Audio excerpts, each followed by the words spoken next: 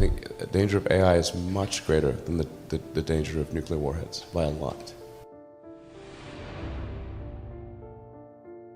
Mark my words, AI is far more dangerous than nukes. I try to convince people to slow down AI, to regulate AI. This was futile. I tried for years. The biggest issue I see with so-called AI experts is that they think they know more than they do. And they think they're smarter than they actually are. This tends to plague smart people. They define themselves by their intelligence, and they don't like the idea that a machine could be way smarter than them, so they discount the idea, which is fundamentally flawed. That's the wishful thinking situation. I'm very close to the cutting edge in AI, and it scares the hell out of me. It's capable of vastly more than almost anyone knows, and the rate of improvement is exponential. It feels like we are the biological bootloader for AI, effectively. We are building it. And then we're building progressively greater intelligence. And the percentage of intelligence that is not human is increasing. And eventually, we will represent a very small percentage of intelligence. It's going to come faster than anyone appreciates. I think it's with each passing year, the sophistication of computer intelligence is growing dramatically. I mean, I really think we're on an exponential improvement path of artificial intelligence, and the number of smart humans that are developing AI is also increasing dramatically. I mean, if you look at like the attendance at the AI conferences, they're doubling every year. They're getting full. I have a sort of a young cousin of mine who's graduating from Berkeley in computer science and physics, and I asked him, like, well, how many of the smart students are studying AI and computer science? And the answer is all of them. And come up with a better approach or better outcome is that we achieve democratization of AI technology, meaning that no one company or small set of individuals has control over advanced AI technology.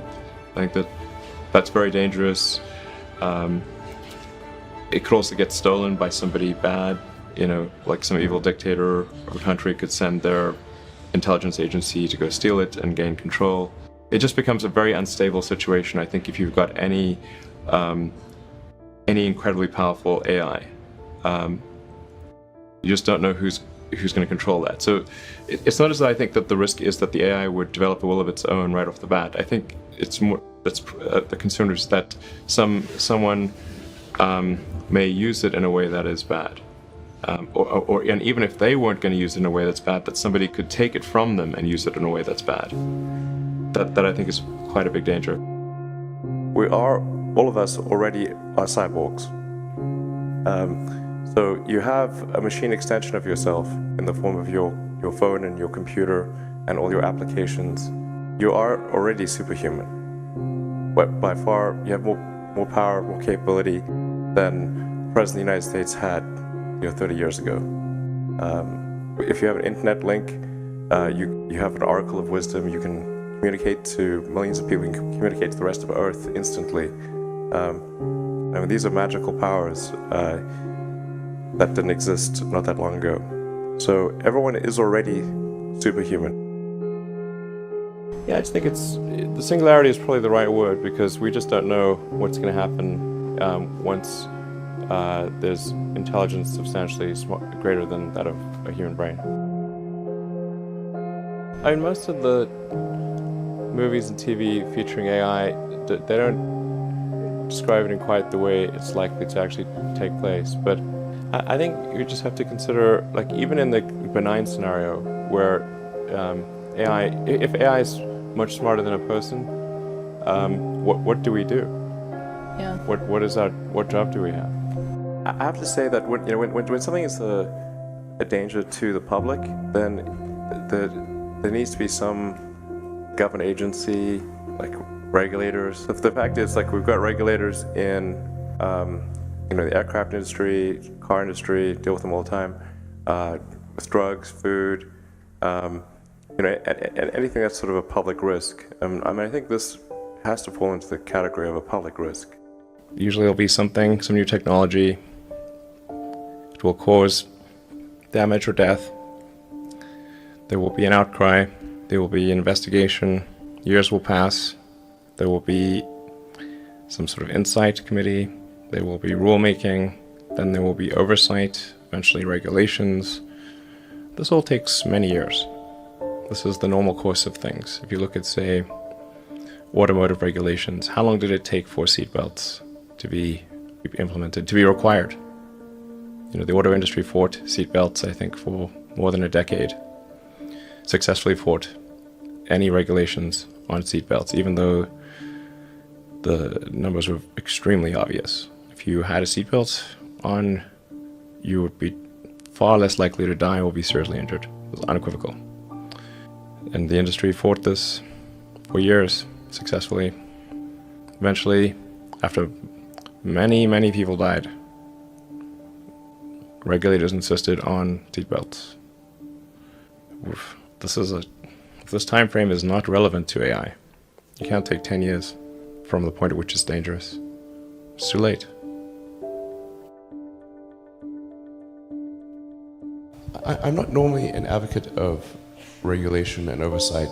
I think one should generally err on the side of minimizing those things. But this is a case where you have a very serious danger to the public. And therefore there needs to be a public body that has insight and then oversight to confirm that everyone is developing AI safely. This is extremely important. I think the danger of AI is much greater than the danger of nuclear warheads, by a lot. And nobody would suggest that we allow anyone to just build nuclear warheads if they want.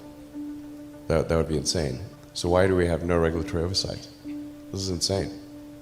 And the intent with OpenAI is to democratize AI power. There's a quote that I love from Lord Acton. He was the guy that came up with power corrupts and absolute power corrupts absolutely, which is that freedom consists of the distribution of power and despotism in its concentration. And so I think it's important, if we have this incredible power of AI, that it not be concentrated in the hands of a few and potentially lead to a world that we don't want. I'm not really all that worried about the short-term stuff.